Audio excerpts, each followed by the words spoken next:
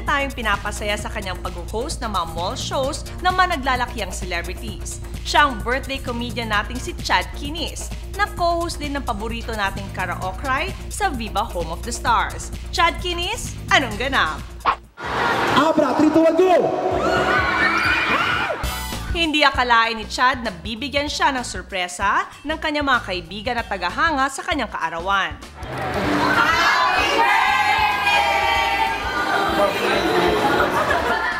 Masaya si Chad dahil bukod sa patuloy na pagdating ng mga blessings, ay meron na siyang Chadnatics na todo suporta sa kanyang career.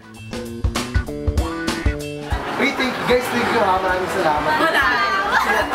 Sobra kayo, hindi mo tinusapan natin.